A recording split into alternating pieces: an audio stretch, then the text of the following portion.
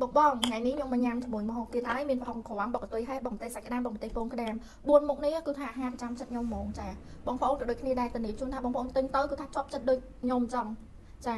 ឆ្ងាញ់ណាស់បងប្អូនអើយញ៉ាំរាល់ថ្ងៃក៏អត់ចេះតែលាន់ដែរនេះគឺប្រហុងក្រមណាបងប្អូនចាខ្ញុំមិនតែហ្មងនេះគឺបកតុយហើយ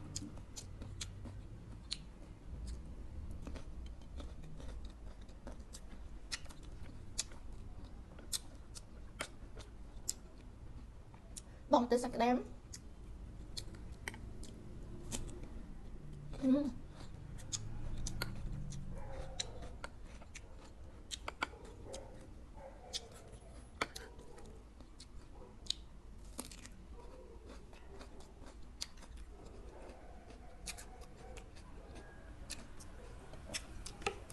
បងអញ្ចឹងចង់កំងជាមួយនឹងម្ហូបដែលមានរសជាតិឆ្ងាញ់បើកំងភាសាបានភ្លាមចាដាក់តាមខ្លួនដាក់ទៅខែដាក់អីហើយសំខាន់ណាចំពោះកែវណាដែលបងប្អូនអត់ទាន់បើកគ្របរក្សាទុកបានដល់ទៅ1ឆ្នាំហើយទៅនឹងជួនដាក់ប៉ះពាល់សុខភាពរក្សាតែចំអិនបែបធម្មជាតិ